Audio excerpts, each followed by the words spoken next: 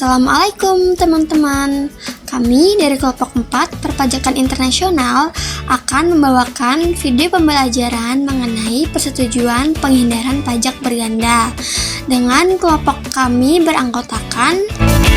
Halo semua, saya Davi Mahaputra, siap menemani belajarmu.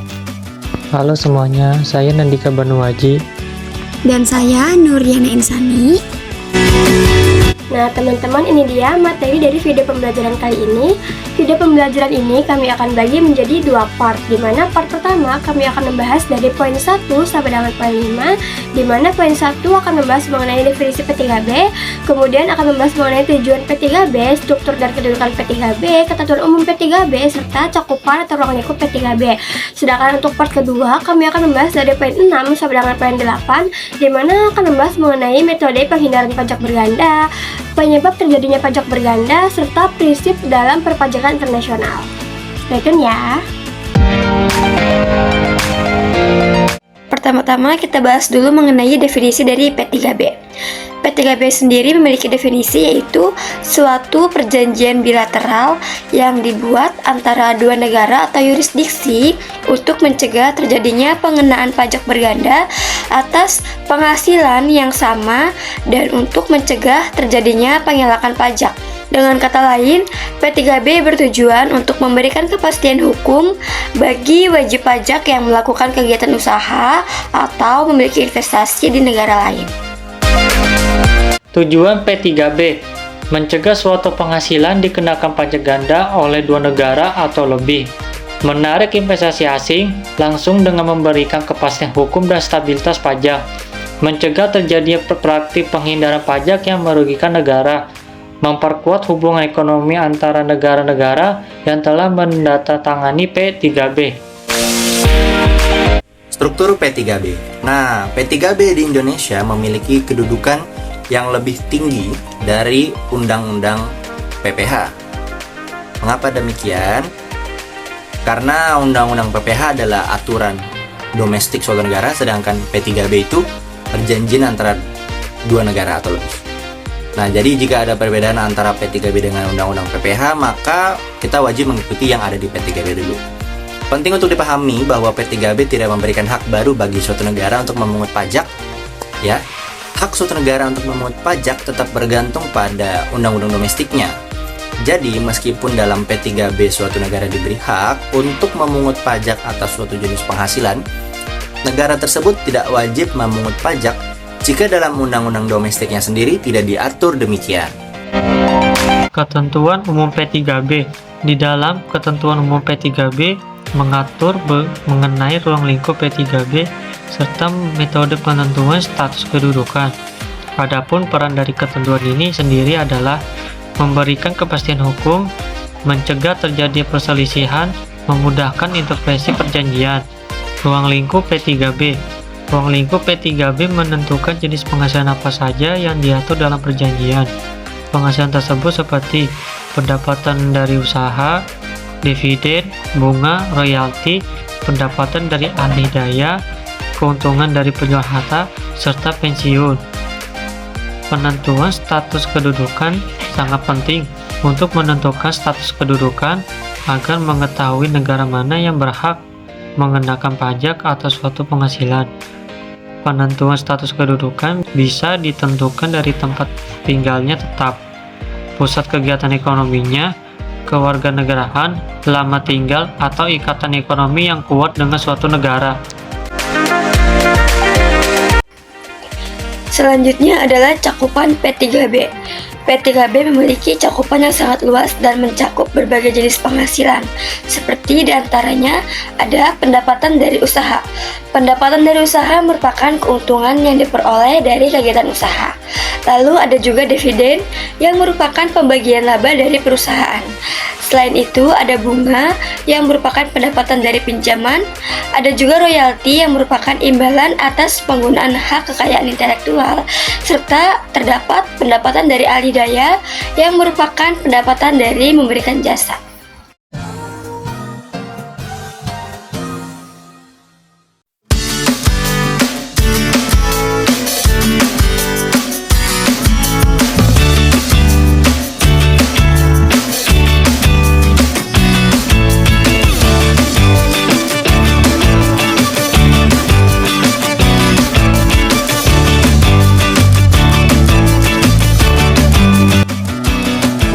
teman-teman perpajakan, pada sesi sebelumnya kita telah membahas tentang definisi P3B, tujuan P3B, struktur dan kedudukan P3B, ketentuan umum P3B, cakupan atau ruang lingkup P3B. Nah, pada sesi selanjutnya kita akan membahas tentang metode penghindaran pajak, penyebab penghindaran pajak, dan juga prinsip perpajakan internasional. Stay tune, oke?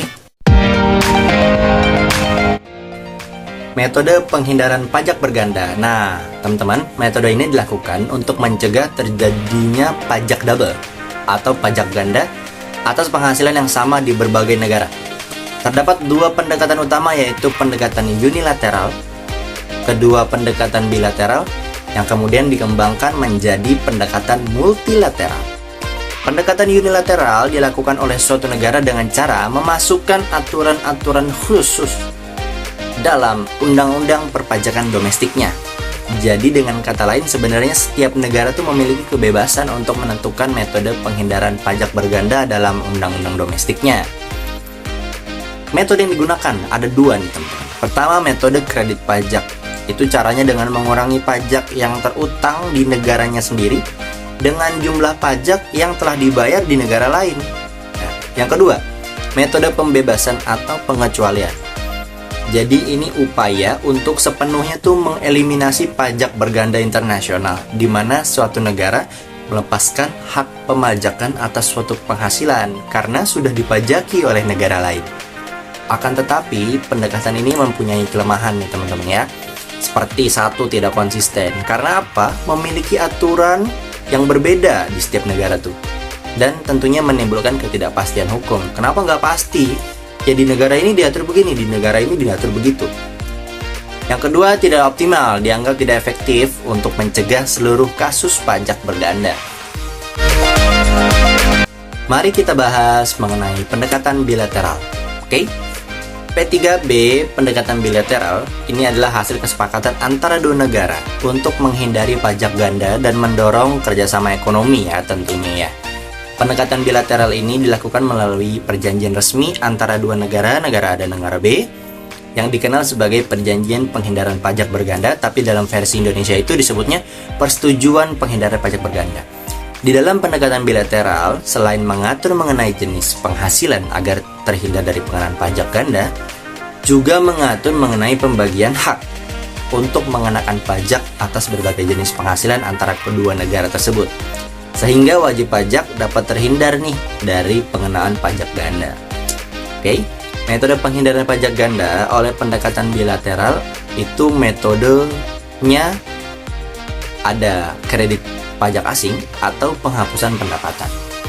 Pendekatan bilateral seringkali digunakan untuk menghindari terjadinya pajak ganda karena tentu mempunyai keunggulan dari sebelumnya seperti ini. P3B memberikan kepastian hukum bagi wajib pajak yang melakukan kegiatan usaha lintas negara. Terus juga dapat mengurangi beban administrasi bagi wajib pajak dan otoritas pajak. Tentu dong teman-teman. Maka dari itu, kalau pendekatan bilateral itu lebih ke perjanjian sih di antara dua negara ya. Yang terakhir kita akan membahas pendekatan multilateral. Untuk perjanjian yang dilakukan oleh beberapa negara, jadi bisa lebih dari dua negara ya teman-teman ya. Pendekatan multilateral dapat digunakan melalui P3B yang bertujuan untuk menyelaraskan ketentuan perpajakan antar negara anggota. Pada umumnya, metode yang digunakan sama seperti dengan pendekatan bilateral, dengan tujuan yang sama pula. Cuma bedanya jumlah anggotanya itu lebih banyak. Kalau bilateral itu kan hanya antara dua negara, kalau multilateral itu lebih dari dua negara. Selanjutnya saya akan membahas mengenai penyebab terjadinya pajak berganda. Wajib pajak internasional seringkali mengalami pengenaan pajak berganda. Sebenarnya apa sih penyebabnya? Nah, di sini saya sudah merangkum faktor-faktor yang menjadi penyebab terjadinya pajak berganda. Yang pertama itu terdapat perbedaan pada definisi penghasilan.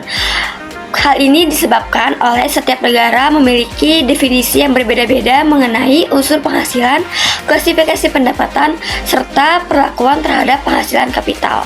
Yang kedua, ada prinsip sumber dan tempat tinggal yang berbeda yang disebabkan oleh perbedaan atas hak pengenaan pajak untuk negara tempat penghasilan diperoleh atau negara sumber dengan negara tempat wajib pajak berdomisili atau negara tempat tinggal. Yang ketiga, adanya penghasilan yang bersifat internasional yang disebabkan oleh adanya aktivitas lintas negara, transaksi dalam rantai pasok global, dan investasi lintas batas yang dapat menghasilkan dividen, bunga, serta royalti.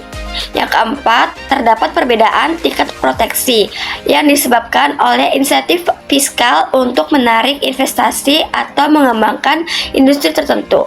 Namun, insentif ini dapat menyebabkan perbedaan perlakuan pajak antara wajib pajak domestik dengan wajib pajak asing.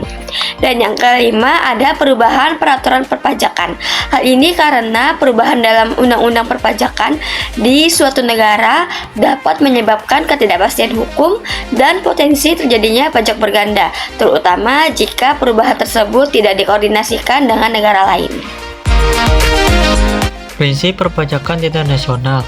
Prinsip sumber atau source principle, negara di mana sumber penghasilan berada atau negara sumber memiliki hak untuk mengenakan pajak atas penghasilan tersebut.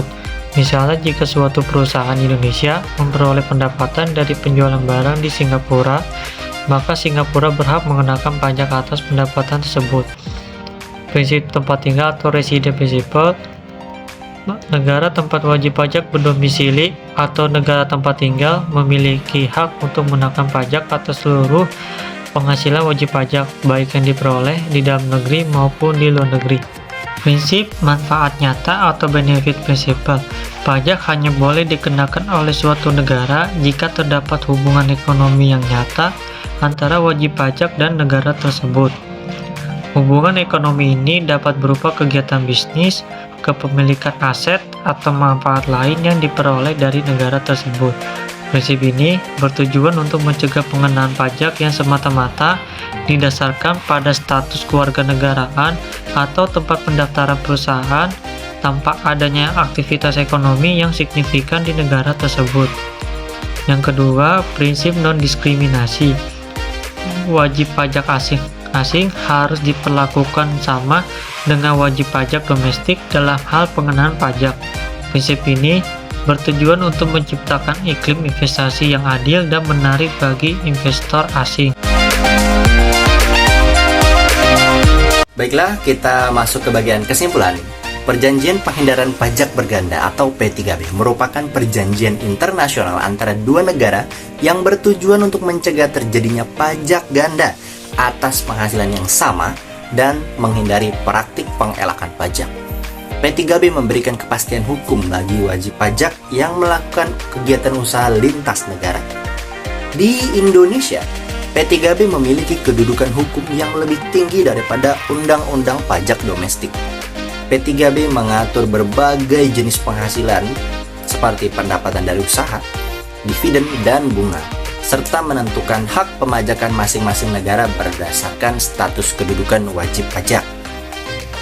P3B sendiri memiliki metode penghindaran pajaknya yang terbagi jadi tiga. Yang pertama, pendekatan unilateral, kemudian pendekatan bilateral, dan kemudian yang terakhir, pendekatan multilateral.